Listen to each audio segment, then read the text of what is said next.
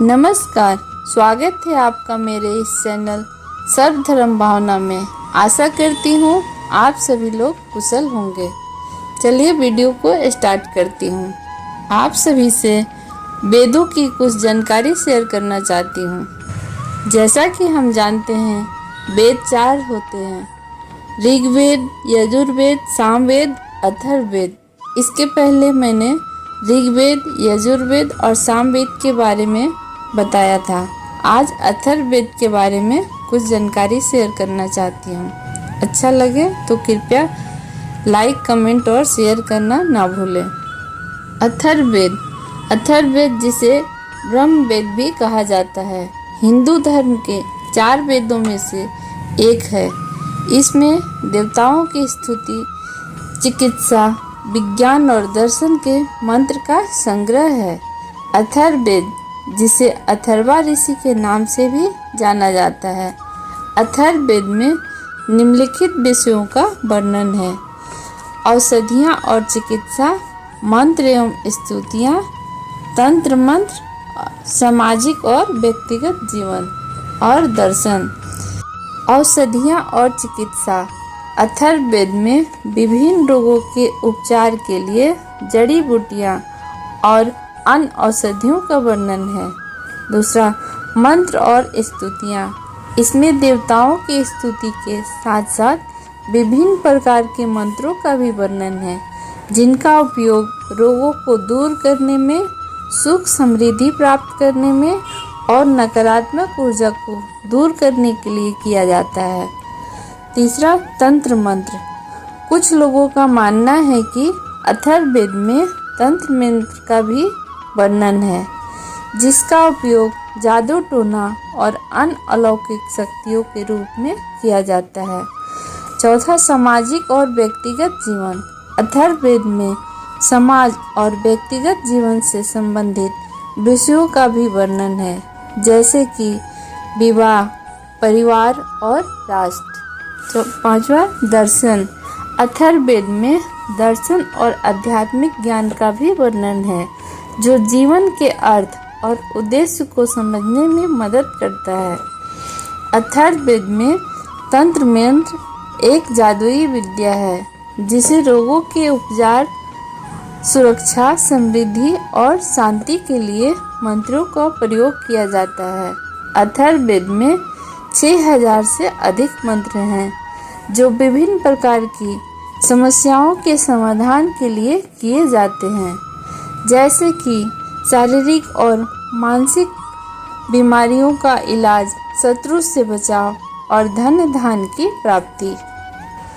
अथर्ववेद में कुछ विशेष मंत्रों का उपयोग विशिष्ट उद्देश्यों के लिए किया जाता है, जैसे शत्रुओं पर विजय पाने के लिए बगलामुखी मंत्र और मंत्र का प्रयोग किया जाता है। सूर्य उपासना। स्वस्थ प्रसूति और स्वस्थ संतान के लिए सूर्य देव की उपासना यंत्र और मंत्र द्वारा की जाती है। पितृदोष से मुक्ति। पितृदोष से मुक्ति के लिए पंचग्रास उपाय और ब्राह्मण को भोजन कराने जैसे उपाय बताए गए हैं। धन्य धान की प्राप्ति। धन्य धान की प्राप्ति के लिए श्री यंत्र और लक्ष्मी यंत्र का उपाय बताए गए हैं। अथर्ववेद के मंत्रों का उपयोग सावधानी और समझदारी से करना चाहिए। अथर्ववेद के देवता हैं वाचस्पति, यानी वाणी के देवता, इंद्र, बृहस्पति, पूषा, विद्युत, यम, वरुण, सोम, सूर्य, आसपाल, पृथ्वी, विश्वदेव, हिरण्यम, ब्रह्म, गंधर्व, अग्नि, प्राण, वायु, चंद्र, मरुत, मित्रा, वरुण, आदित्य। अथर्ववेद में 20 कांड, 730 सूक्त और 36 प्रपाठक और 5987 मंत्र हैं। कोई भी रोग और परेशानी में हो तो इस मंत्र का रोज सुमिरन करना चाहिए। अथर्व मंत्र है: ओम अच्युताय नमः, ओम गोविंदाय नमः, ओम अनंताय नमः। अर्थात कभी अच्युत न हो। गोविंदाय नमः। जिनकी शक्ति से इंद्रियां विचरण करती हैं, जिनकी सत्ता से शक्ति, सामर्थ्य और कृपा का कोई अंत नहीं होता, इस मंत्र से अभिमंत्रित करके गंगा जल या तुलसी दल के पत्ते खाएं और दूसरों को दें। ऐसा करने से रोगों और नीच विचारों से मुक्ति मिलती है। अथर्व मंत्र के फायदे। यह मंत्र मन को शांति और आपके जीवन से सभी बुराइयों को दूर करने में मदद करता है और आपको स्वस्थ और धनवान एवं समृद्ध बनाता है। कलयुग के शक्तिशाली मंत्रों में से एक मंत्र ये भी है, हरे कृष्ण कृष्ण कृष्ण हरे हरे, हरे राम राम राम हरे हरे। सनातन धर्म में 5 देवों की पूजा रोज करनी चाहिए। गणेश जी, विष्णु जी, सूर्य, शक्ति और शिव। वेदों के बारे में जितनी भी जानकारियाँ दिया जाए कम है, क्योंकि वेदों को था लगाना मुश्किल है और एक एपिसोड में तो बिल्कुल ही संभव नहीं है।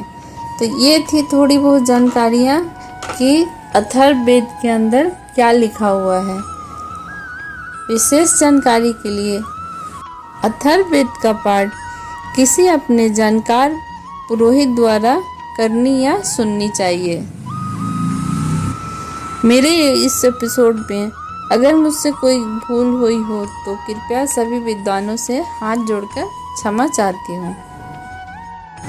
एपिसोड पसंद आया हो तो चैनल को कृपया लाइक और सब्सक्राइब कमेंट ज़रूर करें। धन्यवाद।